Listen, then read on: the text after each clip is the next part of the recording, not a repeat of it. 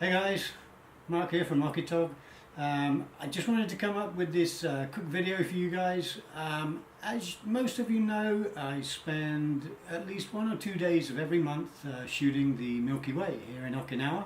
But I also offer the opportunity for photo shoots under the Milky Way. A little bit different. Some people prefer to sit on a beach with a nice sunset behind them, which is all wonderful and lovely. Loads of beaches on Okinawa to do that. But I wanted to break the mold a little bit and offer people something with a bit more impact. And so I opted to go for the Milky Way. Now with that, bearing in mind that I'm using such long shutter speeds of up to 30 seconds at very high ISOs, sometimes even as far as 6400, it means that I've got to approach the shoot with certain protocols, but more importantly after the shoot, the way that I edit my images. And that's what I've been asked about a number of times, and that's what I'm going to address in this video. I'm going to take you through the steps that I go through in order to bring to life one of the shots that I take, bearing in mind that I am shooting with a full frame 50.6 megapixel power of the Canon EOS 5 DSR. Now, because I've got such huge resolution, such crazy amounts of data, I've got at my luxury the potential to crop without losing too much quality. Because I'm shooting RAW as well, I've got that leeway to gain back data from within the shadows, the highlights, etc., etc. So let's dive into Lightroom and we'll take it from there. Okay, well, here we are, we're on my computer. Let's just open Lightroom, and here you go, we've got the image here. Let's just double click on that, and as you can see, we're going to go into the develop mode, and what you can actually see is it's quite a, let's just get rid of this, let's get a bit more real estate, there we go. What you've got is a nice little image of me sitting on top of a rock. So I had a 10-second timer on. You won't believe how much I scamped my knees up on this. I had to scamper from the camera. It's wide angle, so it's actually not that great a distance, but get up in place with my headlamp on and shine my light up to the Milky Way, which you can see going across the sky, lighting up the sky here. Now, when you take a photograph at night time, you look at the LCD and it looks lovely, lovely, nice and lit and everything. And then you get into your computer and it looks a little bit underexposed as it does here. Now, the good thing is we're shooting RAW, and I've got a huge amount of real estate because I've got the 50.6 megapixel EOS 5 DSR. Awesomeness. So let's go around and push and shove, and this edit in itself serves as an indicator to the power of RAW, because what I want to do is I want to go a little bit more extreme than I would normally go, but it's just to drive home the power of how much data you've actually got when you're shooting RAW. Okay, so some people will shoot in one way, I'll shoot another way, but you know, at the end of the day, we end up with images that we are happy with. So the first thing to do, that I always do, let's just go down here to lens correction and I will remove the chromatic aberration. Okay, I'm happy with that. Next thing I do then, if there is a horizon in the image, which there is, I always make sure that that is nice and straight. Okay, that's nice and straight there. Okay. From there, because I've got all of this dark area at the bottom here, this big expanse of nothing, I mean nearly a third of the image, of the lower part of the image is taken up with just darkness.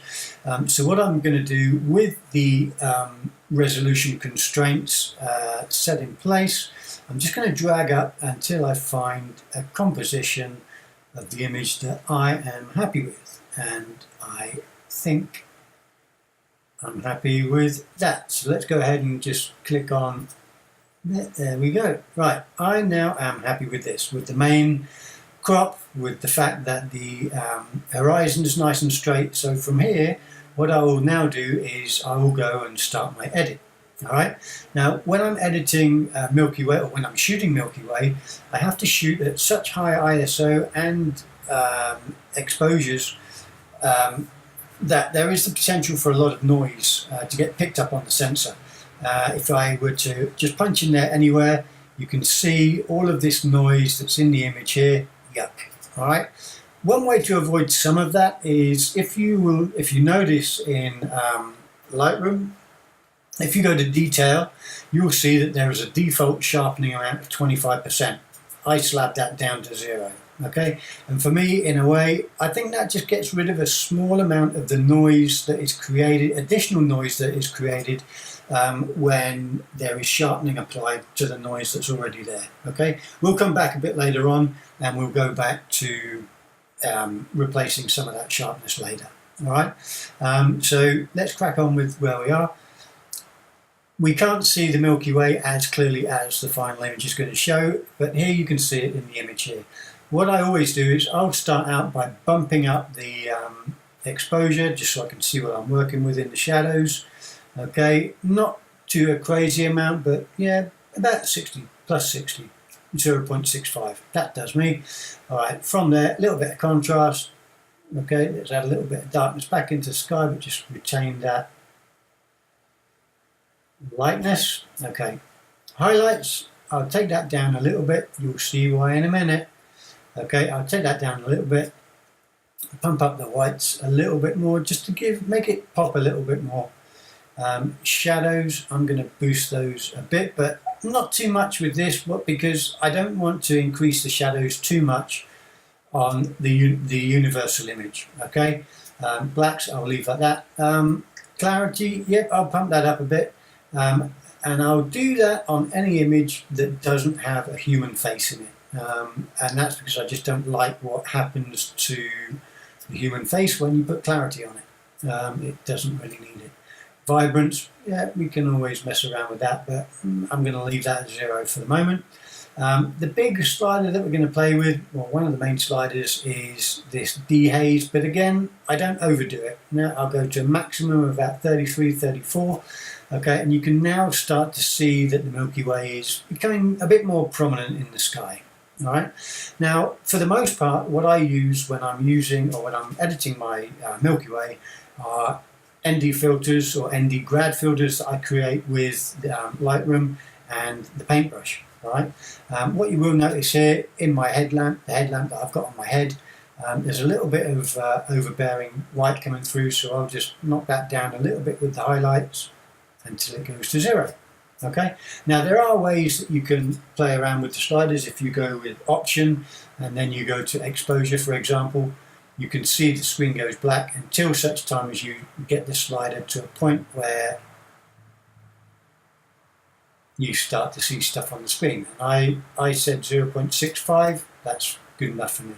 Okay, so what I rely on ND filters, which I'm going to create with the ND filter up here. Now, if I were to go, depends on which way I strike. If I strike upwards like this, it's going to make an ND prominent or take action from the bottom of the screen. And the way that you can see where your ND is taking action from is you simply put your mouse over the central dark button or the anchor point of the ND, and it will show you that graduation point. You can increase or decrease the transition, the graduation transition, the gradation transition, through your shot, depending on where you put that line, the prominent upper line. Okay, I just want to win back a little bit more light exposure on the bottom of the image, so we'll use that slider and we'll just boost a little bit the exposure. Okay, what I will also do there is I will increase the amount of noise reduction.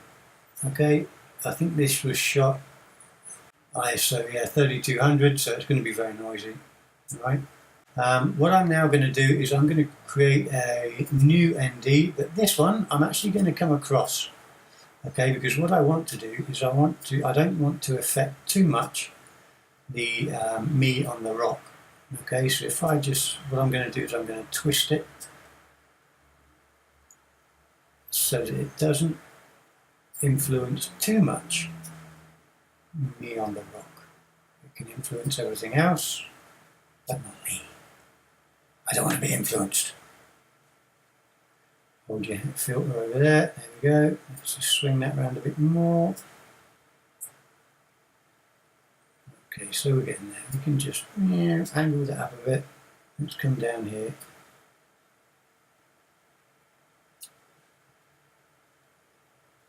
Okay, angle that over there. Okay, you can see now that's starting to reach me, which I don't really want. Okay, a little bit less. Okay, that's about it. Let's just get that up there. Yeah, there we go. That's more believable. Okay, and saturation, let's just come back out of there. I don't need anything there. Custom, let's go to exposure. We're on exposure. Okay, so what I've done is I've set this ND to be focused more on the exposure. Okay, which, yeah, I mean it can be, but you then have at your discretion all of the other sliders that you can play with as well. Okay. So shadows to come out. No, I don't. I just want to make that pop a bit more with the old clarity. A little bit on the old dehaze. That's going to make things go quite dark up in the sky, but it's really going to make the Milky Way pop. Okay, you can see here that the Milky Way is really starting to pop in this image. What I'll now do is I'll take a brush, okay, and all I'm going to do is I'm just going to increase a little bit the exposure on these rocks. Okay, not by a lot, let's say 31%, how's that? And then, yeah, I'm just going to paint over the rocks. Okay, so it's your little brush. Just use this to paint. What I've just noticed is that we've actually, now if I want to see where I'm painting, you can press 0 on your keyboard and that'll bring up there the painted areas of your mask brush. Or your brush mask, whichever way you want to say it. Okay. And I'll just use this just to go over my rocks. Okay, very quickly. Da, da, da, da, da, da, da, da. More rocks down here. Da, da, da, da, da, da. And another rock out here.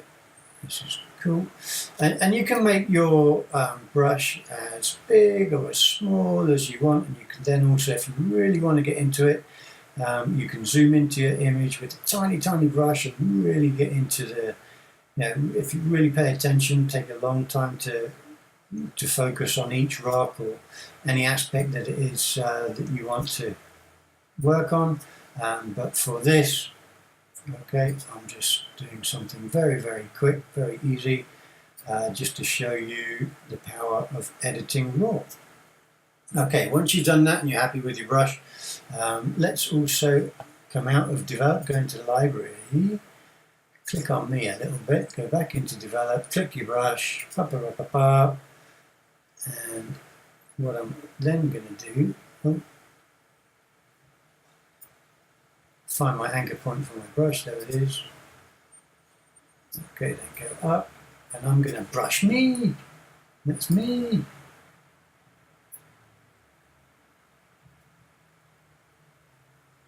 So I'm going to put a little bit more life into this wee man here. And if you saw what I mean, I've zoomed in quite tightly now on this image. And with a tiny brush, I can really go around the edges, really make it as tight and as nice as I want. Okay? And like I said, you can spend a lifetime, or not a lifetime, but you can definitely spend a lot of time being as precise as you want to be on your editing. This is, like I said, just for demonstration images, so I'm not going to get too crazy, but at least you can see the potential here to be as precise as you would like to be. So anyway, now when I'm working on clients' images, I do obviously go to crazy lengths to make sure that work is as best as it can be. Anyway, so right, let's get out of here. Let's just go there. I just find it easier to do it this way. Click out. Sorry, go back to develop. Click on your brush. There's your brush. click on that, there's your anchor point. Okay, take it off, press 0 on your keyboard. Okay, and now if you just watch the rocks, if I go exposure, woohoo, how's that crazy as that? Okay, so you don't want to make it so that it looks too unnatural. Okay, take out a little bit of that green. I don't think the green makes it look too wonderful. Okay, not bad. I think that's looking okay. Let's just click on the new brush. What I'm going to do is I'm just going to brush in the sand here. You see I'm bringing out the lights a little bit. But the problem is on this brush here, as you can see this, I've got red in there. Now the way, there's one way that I can get rid of that, I guess, is by scaling down the saturation on the sand, and that will just make it a bit more monotone. It doesn't look too abnormal for this image. Yeah, let's go for it. By clicking on the brush, that takes out the brush. Okay, and we're getting there. If we look a little bit closer, you'll see now there's a little bit more pop on the person, or me. It's very noisy, 32 ISO, but when you look at it in the grand scheme of things, it's going to look okay. There is quite a bit of noise here, so let's see if we can get rid of some of that. Let's get a brush tool going on here. Let's go wrong 0. Yeah, I'm just going to go over the ocean a bit here. Let's go over this part here. Let's go over all of this. It's very prominent, that noise there. Okay, so we'll brush all of this very quickly. This foreground. All I want to do is just get rid of that noise. Try to adjust that noise a little bit. Let's go to 0. Okay, where's noise? There we go.